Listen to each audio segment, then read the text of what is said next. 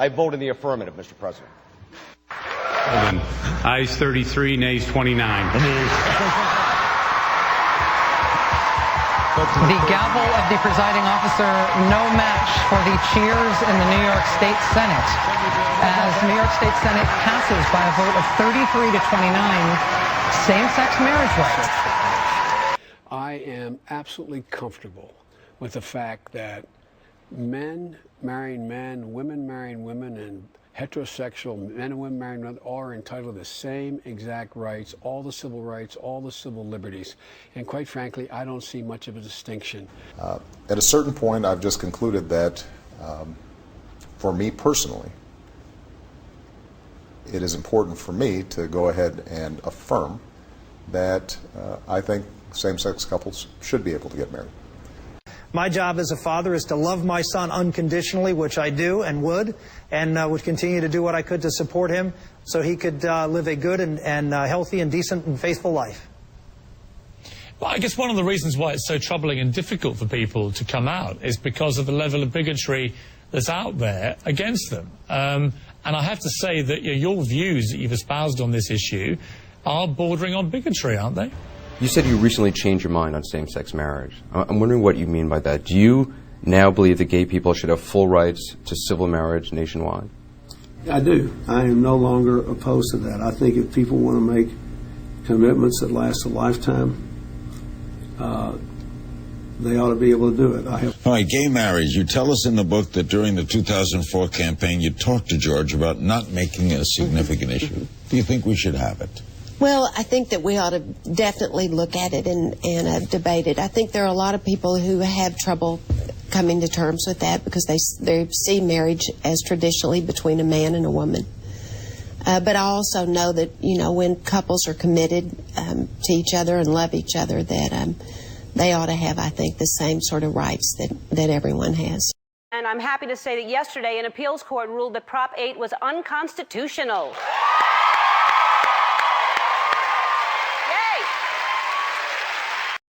Anyway, so I'm happy about it, and JCPenney is happy about it, but there's a group called 1 Million Moms that is not happy about it. And normally I try not to pay attention to my haters, but this time I'd like to talk about it because my haters are my motivators. Anyway, here's some of the comments that people have written on their Facebook page. The first one is, love Ellen and everything she stands for. I'm going to shop there more now. Yeah. Thank you. Then, here's another one.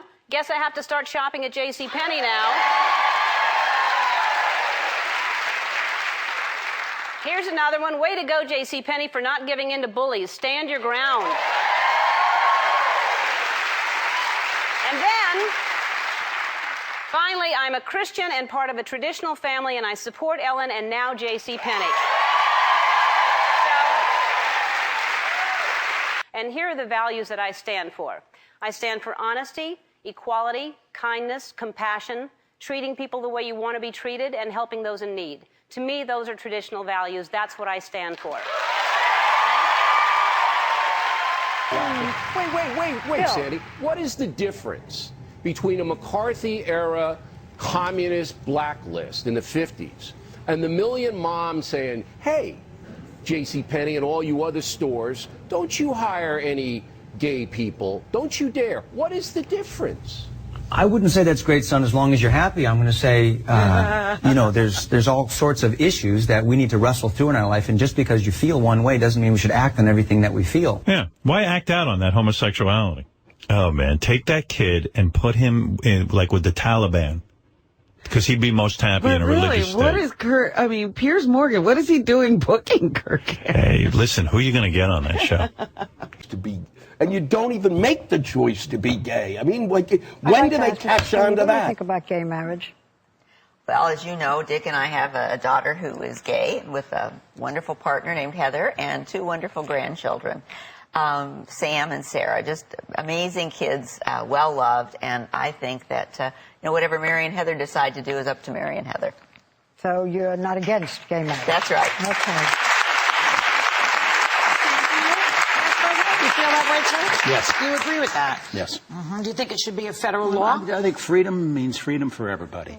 And you ought to have the right to make whatever choice you want to make with respect to your own personal situation. New York Senator Roy McDonald has defended the gay marriage bill. On Thursday, June 16, 2011, the 64-year-old Republican spoke to the press about the controversial measure when he said, "You get to the point where you evolve in your life where everything isn't black and white, good and bad, and you try to do the right thing. You might not like that. You might be very cynical about that. Well, F it, I don't care what you think. I'm trying to do the right thing. I'm tired of Republican-Democrat politics. They can take the job and shove it. I come from a blue-collar background. I'm trying to do the right thing, and that's where I'm going with this." My daughter came out of the closet a couple of years ago. And you know what? I thought I was just going to agonize about that. Nothing's different. She's still a fabulous human being, and she's met a person that she loves very much. And someday, by God, I want to throw a wedding for that kid.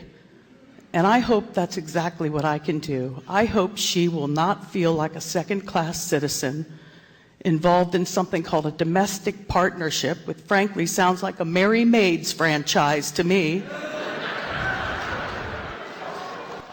It's playing out in legislatures like New York and courtrooms and in the ballot box, but it's also happening around water coolers and at the Thanksgiving table and on Facebook and Twitter and at PTA meetings and potluck dinners and church socials and VFW halls. It happens when a father realizes he doesn't just love his daughter, but also her wife.